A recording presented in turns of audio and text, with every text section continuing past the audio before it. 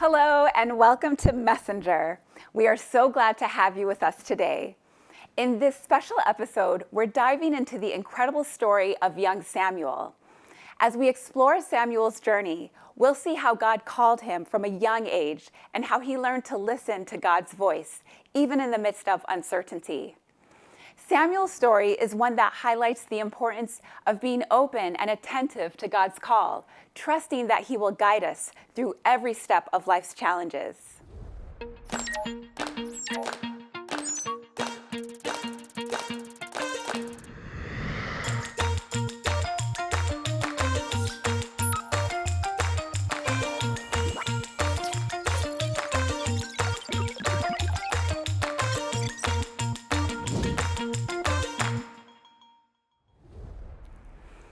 In 1 Samuel 3, verse 10, Samuel responds to God with the words, "Speak, Lord, for your servant is listening." These words resonate deeply with us because they remind us that God's voice is always speaking, sometimes softly, sometimes powerfully, but always leading us toward His purpose. Just like Samuel, we are called to hear, recognize, and follow God's voice, no matter where we are in life.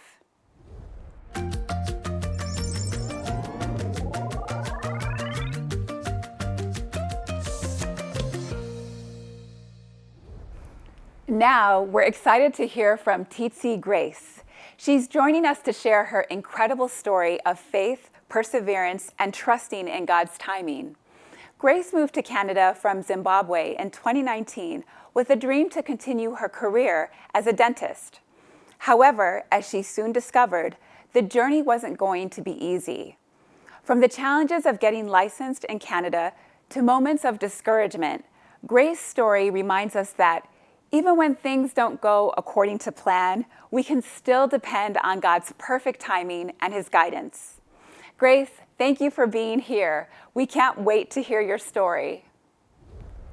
To start, can you tell us a little about your life in Zimbabwe and what made you decide to move to Canada in 2019? Well, in Zimbabwe, I was actually practicing as a dentist at one of the Adventist clinics. And for a very long time, my brother, who had already been here in Canada, and his family and my mom were always asking me to come join them here in Canada. But I didn't want to come to Canada because I had a life. I felt like everything was good. I was involved in ministry. We used to go do outreach in the community. And I felt my life was okay. So I was very reluctant to come to Canada. And then in 2018, I came to visit them. I met my nieces. I met one of them for the first time. The other one I had met before. So I was like, oh, it's so good to have family. And so I started praying about it at this point. I was like, should I really come here? If I come here, it's going to take a very long time for me to get licensed and start practicing as a dentist. So that is something that I wasn't very keen on. So as I prayed about it, God was like, yeah, I need you to move here. I have a mission for you within your family. So that's what actually prompted them. I was like, okay, fine. I'm going to start the process. So towards the end of 2019, that's when I started the process to move to Canada. And then I eventually moved in 2019. You moved here knowing it would take time to get your dental licensing. How did you feel when you first arrived and realized how much work it would take to meet the requirements here in Canada? Yeah, so during that visit in 2018, I actually did quite a bit of research on what was required for me to practice here, the exams that I needed to take, and approximately how long it took like average people to do the exams. And so that's how I arrived at the 3 year, time frame. I was like, I'm giving myself 3 years. It's okay. I can stop practicing for 3 years. I'll dedicate that time to writing my exams. I think within 3 years, I'll be done. So I have all the things that is required and I've already started the process. By the time I came to Canada, I was already way into the process of, registering. I had already started the process. You set yourself a 3-year timeline to complete the licensing process, but things didn't go as planned. Can you walk us through the initial challenges you faced in terms of scheduling exams and getting registered? There is two pathways to getting a license. I'll just give you a little bit of context so that you can understand. So there's two pathways to getting licensed here in Canada. But the first thing that you have to do is to get your certificates or your documentation approved by the National Dental Board of Canada so that they can say, oh, actually, you went to dental school, right? And then they allow you to take exams. So you can either go through a pathway that is called the equivalency process, which is a series of exams, or you can go to school, do a 2-year program. They call it the International Trained Program for Dentists, right? And then you do that program for 2 years, and then when you're done, you take the certification exam. So I decided I didn't want to go back to school. I felt like I've already done my fair share of school, so I'm going to take the route where you take the exams. Now, for the exams, there is 3 exams for the first part, the equivalency process. So the first one is called AFK, which is Assessment of Fundamental Knowledge, and that exam is only offered twice a year. The second exam is also offered twice a year. So I was just like, oh, this is easy. You just go on a computer, you register for the exam, and then boom, you're in. But every time registration would open, even though my profile had been approved, I couldn't register for the exam. It almost seemed like my profile was locked. So I go back and forth with the National Dental Examining Board saying my profile is locked. I cannot register for exams. And they're like, no, your profile is fine. There's nothing wrong with your profile. So other people are registering, but I can't because my profile is not allowing me to do that. And yet they say it is. And then at some point, I think this is after already like the 2-year mark. I've been in Canada already 2 years, and I've been going back and forth, emailing back and forth. That's when eventually I could now register. I could now see that, oh, there's registrations that can be done. And so now I'm trying to register, but then because there's so many people who are vying for the few spots, and the exam is only twice a year, it's like ridiculously crazy and difficult to register for the exam. As soon as registration opens, exam spots are filled up within 2 minutes. And so you have to be fast. You have to have an internet connection that is super fast. And sometimes the website just crashes. So that whole year I couldn't register because I would get in there, try to register, and it just wasn't working. So 3 years passed. I had not registered for a single exam. At one point, you felt hopeless because things were not moving according to the timeline you had set for yourself. How did you cope with that sense of frustration? And what role did your faith play in keeping you grounded? So at this point, I was now working as a dental assistant. So as I was going back and forth trying to register and realizing that, my profile is not allowing me to register for the exam, I decided to go to dental assisting school. So I finished my dental assisting school, and then I started working as a dental assistant. So I started thinking to myself, you know what?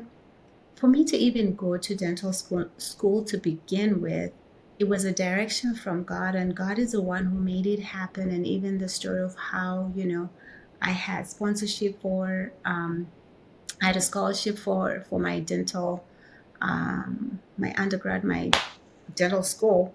I just thought, okay, if God has brought me here and I am trying to register and I can't, perhaps this is where God wants me to be right now.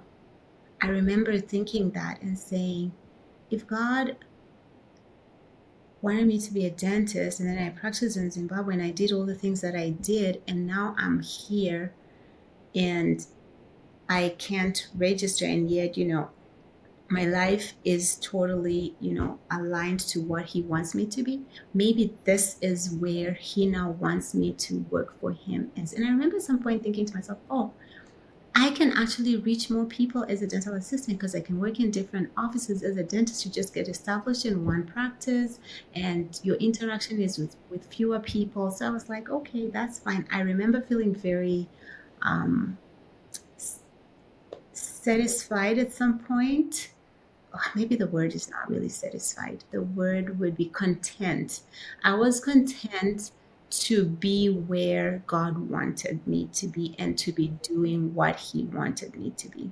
So the one time I decided, you know what, I was going to make it official that I was going to just stay as a dental, I was going to stop trying to register for this exam.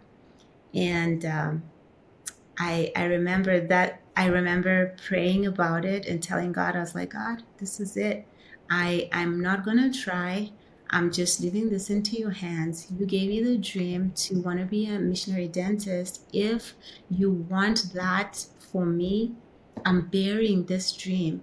And if that's what you still want for me, you will make it germinate again, and then it will grow and produce fruit. And that's the time that I had the teary breakdown in the bathroom, because I was realizing that I'm literally giving this up, something that I really loved, something that I enjoyed doing, but I was willing to let it go. So I remember crying to say, and those are tears of, you know what, I'm releasing it.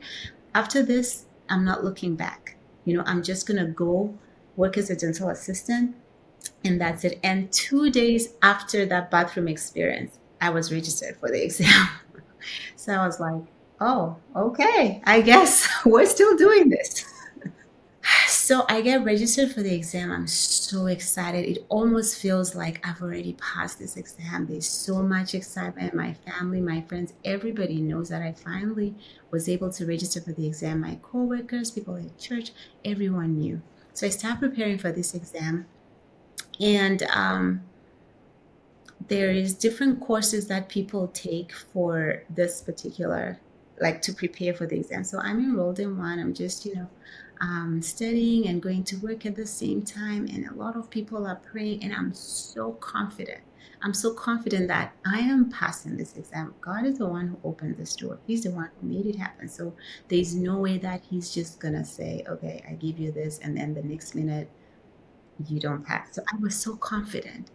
Um, I go to write that exam, and then after the exam, um, I remember feeling that the exam was tough. I was feeling a little. I was like, this exam was tough, but I still trusted that, you know what, God helped me and to get this spot, so I'm going to pass the exam. And then a couple months later, the results came, and I had failed that exam. Oh, I was devastated, to say the least. I remember when I opened the results, the exam portal, to see the results, and I saw that I had failed. I didn't tell anyone. For the first day, I just went home and I just wept. I just could not believe it. And I was like, how do I tell people? Who do I tell? Like, how are people going to believe that I failed this exam when everyone was praying and believing that, God is definitely going to see you through. So it was tough. I eventually told people, and they were very kind and encouraging about it, but I was very disappointed. Thank you so much for sharing that, Grace. It's incredible to hear how you leaned on God during such a challenging time. But we know there's so much more to your story. In our next episode, we'll hear how God continued to guide you through this journey and what happened next. Stay tuned and don't miss the next part of Grace's inspiring testimony. You won't want to miss it.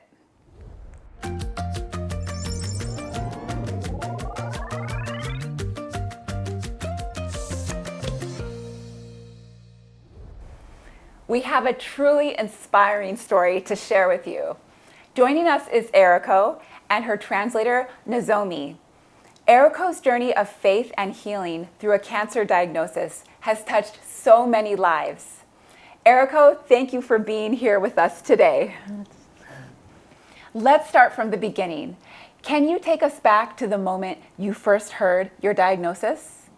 私ががんになるとは思っていませんでした。I was surprised to learn that I had cancer. 長年ベジタリアンだったにもかかわらず、食事にも気をつけていたのにという思いもありました。Despite being a vegetarian for many years and paying attention to my diet, I was shocked. それでもステージ0の DCIS だと言われたので、もしかしたらがんではないのかもしれないという思いもありました。でも左胸全摘出と言われた時は本当にがっかりしました。I was told that it was stage 0 DCIS, so I thought maybe it wasn't cancer. But when I was told that I needed a mastectomy for my left breast, I was really disappointed. なぜステージ0なのに全摘出しないといけないのか、がんの範囲が砂のように小さく散らばっていて、広範囲だと聞いてもピンときませんでした。I struggled to understand why I needed a mastectomy for stage 0 cancer, since I was told that the cancer was widespread like sand. Before your diagnosis, what was life like for you? 診断を受ける前の私の人生は本当にめちゃくちゃでした。Before my diagnosis, my life was really chaotic. 子どもの頃から明るい反面、虐待等を経験し、大学時代にも苦しい経験をしました。I was a cheerful child, but I experienced abuse, and I had a difficult experience in my university years. 大学卒業後に韓国に渡って日本語教師をしていた頃に本当にイエス様に出会い、自分の人生をすべて神様に捧げたいと思い、日本に戻って神学館に行きました。After graduating, I moved to Korea to work as a Japanese language teacher, and that was where I truly found Jesus. I wanted to dedicate my life to God, so I went back to Japan to study theology. そして2年のキリスト教教養コースを卒業して、また韓国に渡りました。After completing a 2-year Christian course, I went back to Korea. その時に同じ SDA 外国語学院で働いていた主人と出会い、結婚してカナダに移住したのが2005年の夏でした。In Korea, I met my husband in the same workplace at the SDA Foreign Language Institute, and then we married and moved to Canada in the summer of 2005. 新婚時代は本当に幸せで、数年間喧嘩もせずに過ごすことができました。Our early married life was truly happy, and we hardly fought for the first few years. でも30代後半に2人目を産んだあたりから私の信仰生活は下り坂になりました。But my faith began to decline in my late 30s as I gave birth to my second child. 産後太りとアトピーで家事はまともにできず、優しく手伝ってくれていた主人に対しても怒るようになり、小言も増えて関係は悪化していきました。Struggling with postpartum weight and eczema, I couldn't handle the household chores, and I began to take out my frustration and anger to my kind husband. Our relationship deteriorated. 40代を過ぎて3人目を産んだ後は、もっと私は神様から離れました。After giving birth to our third child in my 40s, my relationship with God became more distant. 教会に行っても礼拝には集中できず、お祈りもまともにできずにいました。Even though I attended the church, I couldn't focus on the worship services. What symptoms led you to seek medical help, and how did learning about your father's cancer affect your health and emotions? 私は幼い頃からアトピーを患っており、病院に行っても治らなかったことから医者や病院を嫌い、長年自然療法にだけ頼っていました。Since childhood, I suffered from eczema, and since the hospitals couldn't cure it, I resented the doctors there, and I relied on natural remedies. 病院に医学的な助けを求めたのは、末期の症状で苦しんでいたからではなくて、私が正しいと思うこと、したいと思うことを諦めるときに、神様が働いて癒してくださるということを学んだからです。I sought medical help not because I was suffering from terminal symptoms, but because I learned that God would heal me when I gave up doing what I thought was right and wanted to do. 私もすべてを神様に委ねようと決心し、病院治療を受けたくないという思いを捨てたときに、神様が私の心に何度も救急外来に行きなさいというささやいてくださったので、何も考えずに従いました。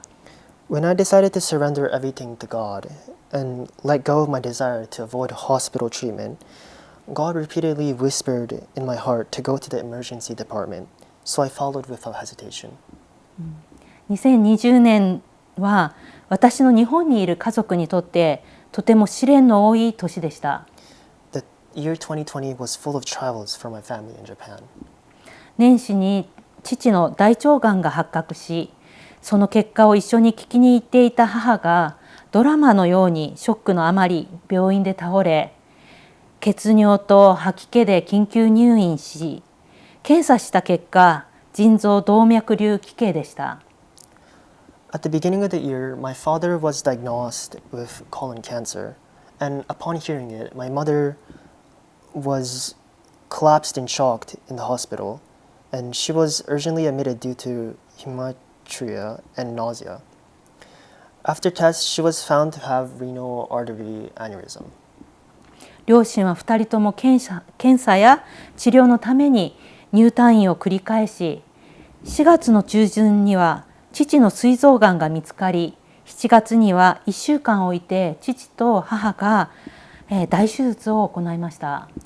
Both parents repeatedly went in and out of the hospital for tests and treatment, and in mid-April, my father was diagnosed with pancreatic cancer. In July, both of my parents underwent major surgeries, and within a week with each other. 私はがん発覚よりもアトピーがひどすぎて痒くて寝れず、この頃はがんよりもアトピーが辛くて苦しんでいました。At that time, I was suffering from my severe eczema, then the cancer diagnosis. 両親の大病の知らせは明るく受け入れられた反面、体に反応が出てしまい、胸から出血があったので、この時に心と体がつながっているということを確信しました。My body reacted, and I had been bleeding from my chest, which made me realize the connection between my mind and body. そしてストレスやネガティブな感情が私の体を蝕んでいたということに気づかされました。This made me aware that stress and negative emotions were affecting my body, which led me to pray to God for help avoiding to get angry. 今までのことを謝り、許してもらう経験もできました。I was also able to sincerely apologize to my family and children for my past behavior and seek their forgiveness. 両親の大病は2度目で、みんなで宗派は違っていても祈ることの大切さを学んでいましたので、コロナでお互いに会えなくても祈りと聖句を持って送り合って励まし合っていました。This was the second time my parents had severe illnesses, and we learned the importance of prayer despite different denominations. We supported each other with prayer and Bible verses during the pandemic. 本当に感謝なことに、父は抗がん剤治療と膵臓がんの手術を受け、何度か吐血と下血で死にそうになりながらも回復して、今は完治しています。Thankfully, my father recovered fully after receiving chemotherapy and surgery for pancreatic cancer, despite having many near-death experiences. 父は完全に神様に委ねて、どんなに苦しくても笑顔で前向きな姿に、私も父のように神様に委ねて癒されたいという思いになりました。My father completely entrusted his life to God, always smiling despite his conditions, and it inspired me to also entrust myself to God and seek healing. 母も術後順調に回復して、両親は今ではすっかり元気になりました。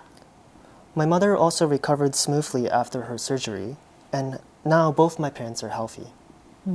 そしてこの夏には両親はセロナム神道ニュースタートセンターに私が招待していくこともできて、安息日のことやイエス様に目を向ける信仰生活を受け入れることができるようになりました。This summer, I was able to invite my parents to the SDA New Start Center in Korea, Suriname, where they learned about the Sabbath and began a faith life focused on Jesus. 日曜教会にまだ通ってはいるものの、その教会で私や妹の回復の証、両親がセロナム信徒で体験したことをシェアしながら伝道の働きをしています。Although they still attend a Sunday church, they share their testimonies and their experiences at the New Start Center and continue evangelistic work. 自分の力で両親を説得しなくても、神様が自然に両親の心を変えてくださった恵みに、東京都市伝道開拓伝道に携わっている妹の綾と心から喜んでいます。My sister Aya, who is involved with urban mission work in Tokyo, and I were overjoyed with grace that God naturally changed our parents' hearts without us having to persuade them. Thank you for sharing, Eriko. Your story is already so inspiring. We will explore how forgiveness and trust in God played a critical role in your healing journey next week on Messenger. Please come back next week to watch part 2.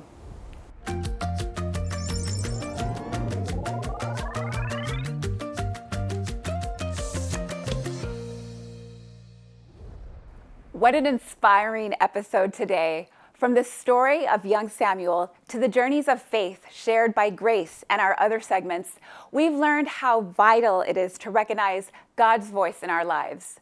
Whether we're facing challenges, spending time in nature, or seeking guidance from others, God is always speaking, and He's always ready to guide us. If today's discussion has inspired you, consider subscribing to Canadian Adventist Messenger Magazine. You can receive a free subscription through your local Seventh-day Adventist Church in Canada, or opt for a yearly subscription for just $20. You can also make a difference by becoming an agent of hope and supporting this ministry. Your participation helps us continue spreading God's love and messages of hope. To donate, visit agentsofhope.ca, where you can give by debit, credit, Apple Pay, or Google Pay. E-transfers are also accepted at agentsofhope@hopetv.ca. You can mail a check payable to Hope Channel Canada to the following address: Hope Channel Canada, 1148 King Street East, Oshawa, Ontario, L1H1H8. Or give us a call at 1-855-4HOPE-TV. That is 1-855-446-7388. Thank you for being with us today. Keep spreading hope and being a messenger in your community.